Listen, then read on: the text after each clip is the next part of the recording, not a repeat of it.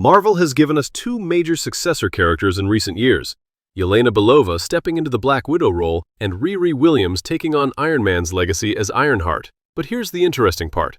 Fans embraced one enthusiastically, while the other faced immediate backlash. Why did these two characters have such wildly different receptions?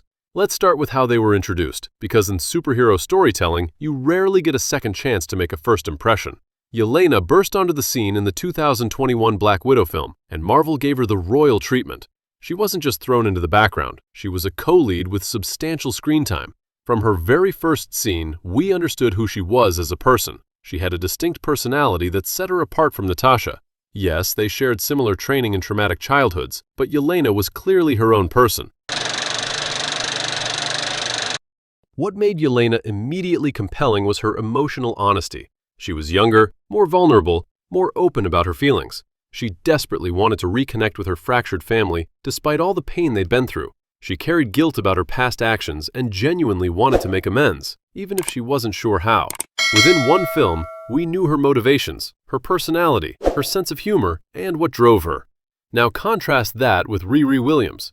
She appeared in Wakanda Forever, but not as a featured character, as a side player. Her entire purpose in that story was essentially to be a MacGuffin, giving Wakanda and Atlantis a reason to come into conflict. Dominique Thorne did solid work with what she was given, but the script didn't give her nearly enough material to work with. What did we learn about Riri in Wakanda Forever? She's exceptionally intelligent.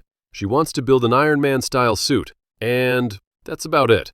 We didn't get a sense of her deeper motivations, her personality quirks, her relationships, or what makes her unique beyond being smart. The movie was so focused on its main storyline that Riri became almost an afterthought in her own introduction.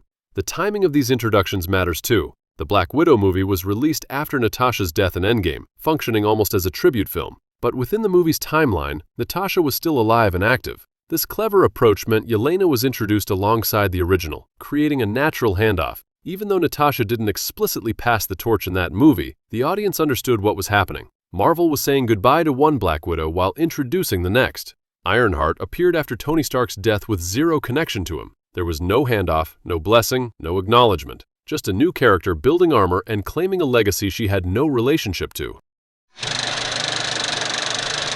Here's a fundamental truth about successor characters. People accept them more easily when there's a meaningful bond with the original hero.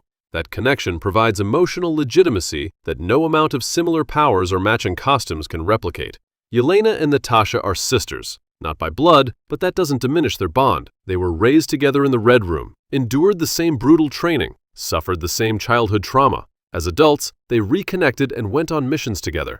They saved their fellow widows, confronted their complicated feelings about their fake family, and found genuine connection despite everything. When Natasha died saving the universe, Yelena's response was deeply personal. She wanted revenge at first, manipulated by Valentina into believing Clint Barton was responsible. But once she learned the truth, that her sister sacrificed herself to save everyone, she chose to honor that sacrifice by using her skills to help people. By the time we see her in Thunderbolts, she's stepping into a heroic role, carrying forward what Natasha stood for. She never explicitly claims the Black Widow title, but she doesn't need to. Everyone understands she's continuing her sister's legacy, and Natasha would be proud. That emotional foundation makes all the difference. Audiences accept Yelena because she earned the right through her relationship with Natasha. The succession feels organic, deserved, and emotionally satisfying. Riri Williams and Tony Stark have no such connection. They never met. They never spoke. Tony didn't even know she existed. There's no mentorship, no family bond, no shared history whatsoever.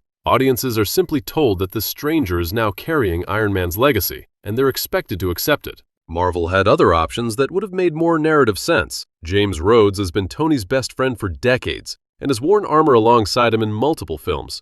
Harley Keener, the kid from Iron Man 3, showed technical aptitude and had a genuine bond with Tony. Morgan Stark is literally Tony's daughter who could naturally inherit Stark Industries and his technological legacy. All three attended Tony's funeral. All three actually knew him and were shaped by their relationships with him. Any of these characters taking up Iron Man's mantle would have felt like a natural continuation of Tony's story. Instead, Marvel introduced someone from scratch with no connection to the character she's replacing, making the succession feel arbitrary and forced. The final and perhaps most important factor is the relative importance of the characters being replaced. Not all heroes carry the same weight in audience hearts. Iron Man is arguably the most important character in MCU history. He launched the entire franchise with the first Iron Man film in 2008. His trilogy grossed over $2 billion. He was central to every major crossover event in the Infinity Saga. He literally opened the saga and closed it with his sacrifice in Endgame. Robert Downey Jr.'s portrayal made Iron Man one of the four most popular superheroes in the world, joining Spider-Man, Batman, and Superman in the cultural zeitgeist. This version of Tony Stark has been the defining fictional character of the past 17 years. Even recasting the role with another actor would be incredibly difficult, because audiences are so attached to Downey's specific interpretation. Multiple A-list actors have said they wouldn't want to attempt following him. When you're dealing with that level of iconic status, introducing a successor becomes exponentially harder. And when that successor has all the issues we've already discussed, no connection to Tony, weak introduction, negative comic reputation, failure becomes almost inevitable.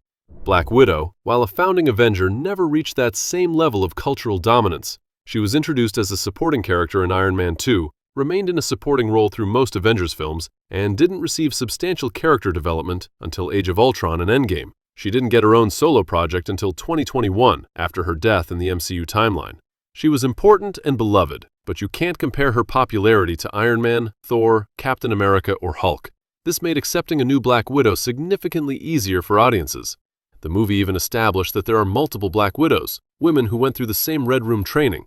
Natasha was special, but she wasn't unique in her skill set. The mantle could be passed without diminishing what she represented. There's only one Iron Man in the MCU. For audiences to accept a successor, that person would need to match not just Tony's intelligence or resources, but the emotional connection Marvel spent an entire saga building.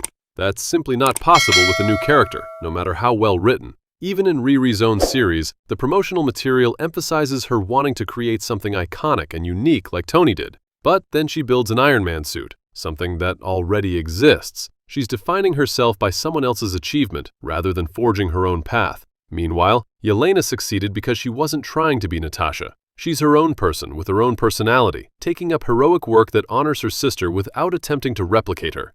That's the difference between a successful succession and a forced replacement. Two characters, two legacies, two completely different outcomes.